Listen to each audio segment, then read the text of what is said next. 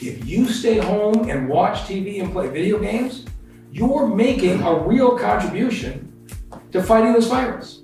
That's Detroit Mayor Mike Duggan at a press conference earlier today addressing the city's COVID-19 response. This is your Daily Detroit for Monday, March 23rd, 2020, and Michigan has been ordered to stay in place. I'm Jer Stays. And I'm Sven Gustafson, relieved that couch potatoes across the state are finally getting their due, Jer. You know, step up and sit down for the good of your country. And do nothing. Coming to you from the studio in Detroit. And my messy basement here in Ferndale. Let's get started. Here are the latest official numbers on the COVID-19 situation in Michigan. The state's number of cases and deaths continue to rise. Officially, the state is reporting 1,328 cases and 15 deaths across the state. The city of Detroit's cases continue to rise with 411 and 6 deaths. The rest of Wayne County that is not Detroit reports 227 cases and 2 deaths.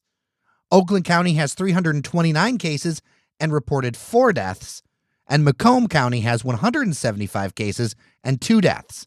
The other death in the state is in Kent County, which, if you're not sure, includes Grand Rapids. That county situation has increased to 28 cases.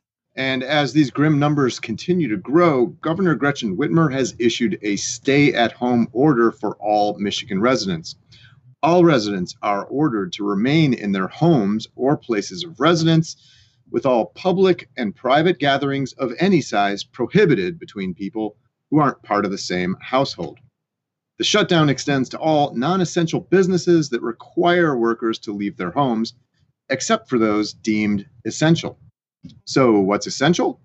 Well, it's defined as what's necessary for businesses to maintain an inventory of equipment, care for live animals, maintain security, process important business transactions, and help other employees work remotely. So it includes broad categories like healthcare and public health workers, critical function government employees such as first responders and sanitation workers, energy industry, water and wastewater workers, transit drivers, transportation and logistics workers, the news media, critical manufacturing, park sanitation workers, elections, and volunteers or workers for charities. If you're an essential employee, employers are urged to enforce social distancing. That is the buzzword that will define this era, right? And that means maintain at least 6 feet of distance between yourself and other people per the recommendations of the Centers for Disease Control and Prevention. That goes for whenever you go outside. Yes, comrades, you're still free to go outside, thank God, to get some fresh air, exercise, and a badly needed dose of sanity.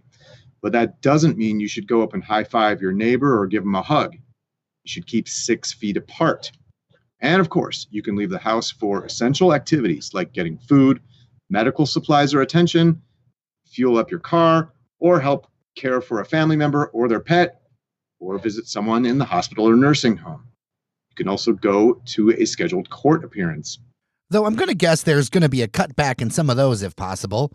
I would think so, and I would hope so, frankly. But, you know, Jared, what jumps out at me about this is I think a lot of people are going to hit the panic button right off the bat, right? Like a stay-at-home order. Oh, my God, like this thing is getting serious. Well, yes and no. I mean, here's the thing. If you've been following sort of the best practice recommendations that have been coming out about, flattening the curve, as they call it, on the coronavirus, this frankly isn't that much of a change. I mean, I think those of us who have been taking this seriously, we've already been basically sheltering in place, right? I mean, I've been staying at home, I haven't gone anywhere that isn't the store, basically, in more than a week now.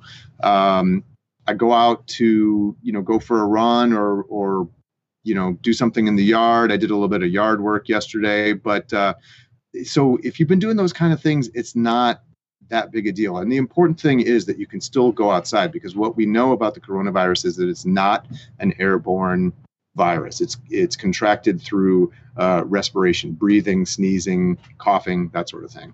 Well, and I've been noticing on my dog walks, and thank goodness that I can do dog walks, because I just adopted a new young dog, And so, she's got a ton of energy compared to my older one. But like, it's something where I'm seeing people like wearing masks outside and things like that. And I don't think that that's something that people are encouraging, the wearing of masks, unless you're directly caring for somebody or you're trying not to spread something from yourself. Well, and if they're the kind of masks that would actually be effective against preventing transmission of coronavirus, then you're using something that is in critical shortage among healthcare professionals and would probably be better used by a healthcare professional, frankly, who's on the front lines of fighting against this virus.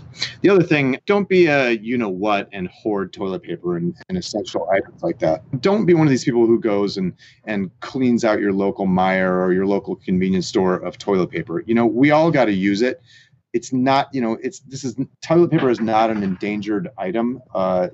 Like all groceries, our trucking companies are considered essential businesses. So are grocery stores. They're going to remain open, of course. They're not, toilet paper is not going to disappear from shelves. So don't, if you're taking, more than your allotment of toilet paper, you're just, increasing the burden on the rest of us. So don't do it. Thank you. That's my public service announcement for the day. One thing that's been interesting about how this is developed is the economic angle. I know that there was a lot of resistance from the Michigan Chamber, the Detroit Regional Chamber, some other folks for this kind of order, with worries about how are you going to wind down factories, the long-term economic impact, because basically this freezes a lot of the economy in place until April 13th at least. And it's one of those things that, I understand the concerns from a business perspective, but then also we have a public health issue. And to me anyway, it makes me feel like we weren't really prepared for something like this, to put public health first regardless. And that isn't just the state level, that's the federal level. That's kind of like the stance, considering that our country doesn't really have a national health system. Right. I mean, capitalism definitely has been shown to be fundamentally incompatible with a global pandemic like this. And it'll be interesting to see what, if any, kind of changes, may be made to kind of try to safeguard our economy against this kind of a disruption in the past. I mean, you have to imagine that a lot of businesses are going to take serious looks at making it easier for their employees to work from home and boosting technology efforts and things like that. That's to say nothing of the actual economic disruption itself. I mean, we don't even know at this point. We can only sort of guess at how bad it's going to be, but there's definitely a lot to worry about in that regard. There are also certainly some gray areas here. I'm sure that, the list I was able to cobble together of businesses and where they fall in the essential, non-essential kind of categories that I've left out. But one that I thought of immediately was hardware stores. I gave a call to my friendly local Ace here and was told that they've already curtailed their hours of operation. They're closing early. I was told that they were under the impression that they were essential until the governor's order today, and that they were trying to determine whether that was still true. They weren't clear exactly. So, if you have a hardware store near you that is still open and you need to go get, light bulbs or pins or drain cleaner or those little sock things that you put on your washing machine outflow so that your drains don't clog with lint from all your clothing that you're washing. That's very oddly specific, Sven. I know. Because I just replaced mine the other day. There's an impact on a variety of places, including dispensaries. I know that that's a beat that you follow. Yeah, I mean, I was thinking about that. It wasn't specifically spelled out. I'd have to imagine that they're going to have to declare that medical marijuana dispensaries are essential for patients. After all, it is medical marijuana. This is touted as medicine for patients who suffer from things and maybe don't find relief from conventional, pharmaceutical medications and everything. So I'd have to imagine that there will be, an exemption allowed for those, at least, allowing curbside pickup, if not in-store sales. We've also got an update from Ferndale Project. That's the kind of side operation from Eastern Market Brewing Company. We, of course, spoke last week with Dane Barch, the managing director, who was talking about some of the things that they're doing to try to stay in business and keep some revenue coming in. They announced earlier today on Facebook that they are going to temporarily close Eastern Market Brewing Company down in Detroit, but they're going to move all of its operations over to Ferndale Project. It's a much bigger building, and they've got a full kitchen there and everything after all. They are going to go transition everything to curbside pickup only, so no more coming in to pick up your food. And they've apparently launched a new Ferndale Frozen Foods venture. We'll embed this Facebook post on dailydetroit.com so you can read all about it. But interesting move there from the Eastern Market Brewing Company folks. As you heard at the top of the show, Detroit Mayor Mike Duggan gave a briefing about the city's response to the COVID-19 situation. Jer, I got the TLDR version. Stay at home and play video games. Well, we are going to run them down for you real quick. First, there's some good news when it comes to the Detroit Police Department. 152 of the officers who are quarantined are expected to return back to work by the end of the week if they continue to show no signs of symptoms. Currently, there are 233 officers in quarantine, or about 10% of the city's police force, and there are 8 confirmed DPD cases. When it comes to bus service, starting Wednesday, the Detroit Department of Transportation will scale back service to a Saturday schedule for 6 days of the week. That's why it's easier to keep track of this changes. So basically, if you're going to look at your bus schedule, look at Saturday, and that's how it's going to work if you're taking a DDOT bus. If you have food needs in the city of Detroit, parents and children can get 2 meals a day at Detroit rec centers, and senior citizens can get 5 days of meals that are frozen free. We will put a link in the show notes to where these all are at. One of the more talked about programs is the mass turn on happening for unpaid Detroit water customers. It's something that's been a big focus because, of course, one of the great ways to stop the coronavirus is to wash your hands for 20 seconds. The mayor says 700 people have been turned back on, with 200 more in process. The mayor says that soon all the homes shut off for non-payment will be turned on. An additional 150 or so homes that had bad plumbing damage that meant that they couldn't get turned back on, they're actually being repaired by off-work plumbers, so that's good to hear. You know, what's interesting here, Sven, is previous numbers said that 2,800 water shutoffs occurred last year, but as we start to dig into the numbers more, it's unclear how many of those were actually occupied. Advocacy groups around shutoffs contest those numbers, and many of them pose higher numbers. Frankly, this is an area that you've got two sides saying two completely different things. And then finally, financially, the city is losing $600,000 a day in casino revenue, and they have spent $11 million on the COVID-19 response so far. And I think this is going to be something where we watch it a lot closely. The city of Detroit is where the most cases of COVID-19 are. Well, Jared, up in my neck of the woods, I noticed in the past couple of days that city crews here in Ferndale have erected like police tape, that yellow do not cross tape, marking off all playground equipment in all the city parks. And then the new Ferndale skate park, which was opened just this past fall, they've apparently put a fence around it in order to keep kids from skating there, which, probably a necessary measure, a little bit sad for kids who thought maybe that was a good and safe diversion, something to do during this coronavirus shutdown. But that is off limits for the foreseeable future now. Well, I feel like it may be a necessary measure. If you're looking at the video on television, especially in warmer areas of the country, you've got all kinds of kids out playing, shooting basketball, all that kind of stuff. And it's just they can't be doing that right now. No, especially at basketball where you're handling it. That doesn't sound like such a great idea. Now on to schools. In an open letter, Detroit Public Schools Superintendent Dr. Nikolai Vitti urged that statewide schools be closed for the rest of the year. And in this open letter, he outlines some issues that are interesting to talk about. One is that he highlights that he doesn't think that there will be a sense of normalcy until at least June, and that puts things past the school year. He talks about massive technology and infrastructure problems because, frankly, we were kind of flat-footed and not ready to deliver online learning. A couple other things he mentions is that that full funding should continue for school districts so that people continue to get paid and that there's enough resources to roll out these projects. And then finally, to ensure that graduating seniors are promoted and receive credits and that they could graduate based on the number of credits that are required minus their last semester. Those are interesting ideas. And Sven, I wanted to get your things because obviously we know schools are shut till April 13th.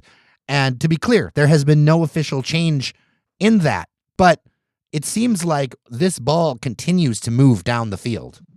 Well, I mean, as voices go in terms of clout, you have to assume that the superintendent of the state's largest public school district is a big one. And I can tell you that my wife, she basically exclaimed with a giant ugh when I told her that about this letter that he wrote and what he's saying. He's talking about the technology shortcomings, probably not surprising from the Detroit Public Schools Community District, frankly. I'm sure that as you go across the state, you would find a lot of the inequity in school districts reflected by kind of the level of technology capacity that each district has. I'm sure that the information technology capacity of, say, Field Public Schools is much different than it is in the city of Detroit. So that's not surprising. I wouldn't be surprised if they called this either, and it's going to really increase the onus on the Board of Education to define, what they mean by online learning not fulfilling the requirements as laid out under education law here in Michigan. One of the top concerns of business owners during the pandemic are fixed costs like rent and insurance. So this is an interesting one. One of Detroit's most visible landowners, Dan Gilbert-owned Bedrock, has announced that it will be waiving all rent, expenses, and parking fees for the small businesses located in any of their properties for the next 3 months. This includes all of the restaurants and retail tenants. There is also a new resource guide to help businesses find additional support services that we will link into the show notes. Sven, what do you think about this? Because I think this is the kind of thing that's going to have to happen to keep the economy going. Yeah, I agree. And I mean, another big voice in terms of his clout and sort of political influence, Dan Gilbert coming out and saying this is a big sort of jolt to that idea and for the chances of that happening. Look, I mean, there's no way around it. People are going to be taking haircuts all over the place from this pandemic outbreak here. Businesses are going to be ground to a halt. We have talked offline and on about that a lot of small businesses, frankly, are just probably not going to be able to survive this. We're going to need federal government assistance, and that appears to be a raging dumpster fire right now in the halls of Congress, not surprisingly, but some kind of relief is going to be needed because everybody from landlords to small business operators on down certainly restaurant workers too, hourly restaurant workers are, majorly affected by this outbreak. All right, wanted to include something a little bit more positive in here. Hamtramck-based Better Life Bags, which is best known for its design your own handbags, well, they've begun making face masks for medical professionals due to the short supply. Seamstresses will be able to make the masks from their home, and in doing so, will still be able to take home a paycheck. Better Life Bags is currently taking donations to help pay for supplies and to cover the next 4 weeks of payroll. The face masks come in groups of 10 and cost $35 for a group. We will leave a link in the show notes if you want to pitch in and help. Joining me on the line is Andy Diderossi from the Detroit Bus Company. But Andy, this isn't about buses whatsoever, sir. You're making hand sanitizer. How did this come about? Well, we always want to find a way to kick back, give in. Our whole company is a social benefit company. And so I looked through different things that we could make to help out with the pandemic. And we looked at, 3D printing face masks and actually tried to get together a face mask factory using parts from the Southeast. And that really proved to be too onerous. It was like a $5 million project. But then I looked into what it takes to blend real deal hand sanitizer. And it's not that hard. The difficult part is getting materials, but we figured it out. And how were you able to source all that? Just creativity, talking to people? How much of it did you find locally? Well, I called dozens and dozens of companies and suppliers, and I'm going to solicit that no. Like, if you give me a maybe, I'm going to call you back. And I chased down the stuff through finding the safety sheets. It says who the manufacturer is, so I just went up the chain and eventually found the local supplier of this isopropyl alcohol, the critical ingredient in hand sanitizer. And we're beginning blending now. So we have 600 gallons of stuff I didn't even really know what it was 2 weeks ago. I mean, of course, it's rubbing alcohol, but I didn't know that you could source 600 gallons of it in drums. You just think about it as like a bottle under your countertop, Yeah. So how has been the journey in making this stuff? Is it, have you learned anything out of this, or is it something where you felt like, kind of came together pretty easily? I'm basically a chemist now. No, there's so much. No, there's so much to learn. I'm learning about the different grades of it, different safe methods to blend it. It's actually a dangerous substance, and so we're working in really safe conditions. We bought all the proper equipment, and we bought all the right measuring and handling material and safety gear, and it's really not just pouring one into the other. It's quite a process. Yeah. So I understand you're on your second batch now. Yeah. We're selling it on our website. Basically, the cost of materials plus a little bit of labor, and we're sold out of batch one, and then batch two actually just sold out. I think about 9 a.m. this morning. Oh wow! So it's moving quickly. I'm not sure how much more of the material we're going to be able to source. It's kind of hard to come by. The guy who I bought it from, I bought all that he had, and then everything else is difficult. The bottles, the glycerin, the hydrogen peroxide, you name it, and there's a shortage of it because it's just all getting bought up. And I think hoarded. I'm only guessing there, but I think it's probably being hoarded because the supply of the stuff was instantly gone. Wow. So this is something where you're not sure if there's going to be a third run. Exactly. Yeah. If we do a third run, we're going to post it on our Facebook and we'll post it on our website. Okay. But for right now, we're not planning on a third run, but just seeing how quickly it went, I imagine we'll probably do more. I'd be remiss to ask, how are you dealing with everything with the core business, which is the bus company? There's so many events and things that aren't happening. That's got to be a challenge for you. Governor Whitmer didn't shut down bus transportation yet. Charter bus companies aren't one of the banned businesses, but it's just our duty. A 45-person vehicle, everyone shared in the same space, grabbing the same handrails. We just thought it was a moral obligation to shut down. So we canceled all of our tours and all of our charters, and gave people store credit or refunds. We're trying to sell T-shirts, but you can only sell so many T-shirts and gift cards to make a business survive. Yeah. So how long do you think? I mean, what is your sense? Because a lot of other small business owners. What is your sense of the feeling in general? I think the general feeling is dread. Okay. If you look at other countries that are a little bit behind us, they're still shut down, or they got even more strenuously shut down. I think a statewide shelter-in-place order is coming. So, all this is to say, I think a lot of small businesses are not going to be around in a couple months. We just have too many obligations. Yeah. Are there what kind of solutions from a small business perspective that would be good for you? What is it that would actually help you and folks like you get over the line? We need to have a mandated moratorium on rent payments, on insurance payments. Basically, any structured monthly payment needs to have a 90-day moratorium on it. You're just not going to have landlords choose to do that because they look at these buildings as their sole source of income sometimes, and they don't want to give up a dime. And so unless the state tells them to do it, they're not going to do it. So we have to have that. We have to be able to have a forbearance on, all student loans, which I think actually is in progress or has happened. We need to have a forbearance on credit card debt. You just have to put the whole economy on pause. If you're going to tell us to stop operating, you have to ease up on that too. Large corporations have to stop operating as well. Well, Andy Didorosi, first off, thank you for, being the creative person that you are and putting together these projects and also, sharing your time with us here on Daily Detroit. Cool. I appreciate you, man. Thank you. Jared, before we go, the latest thing that I've read about, actually, we got a text message from a friend who she's actually had coronavirus, positive test for coronavirus in her family, and she thinks including herself, although I don't think she's tested for it, but her husband did.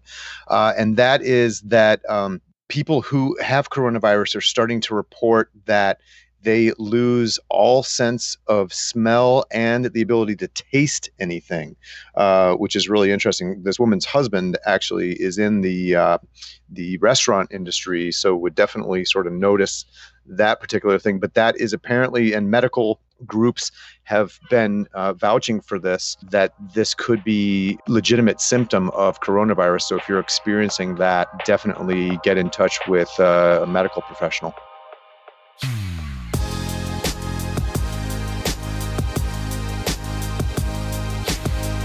All right, that'll do it for today's Daily Detroit. We are continuing our coverage on all of this. If there are things you want us to take a look at, angles you want us to pursue, questions you have, you can email us at dailydetroit@gmail.com. And of course, I would be remiss if we didn't thank our members who are helping us keep through all of this.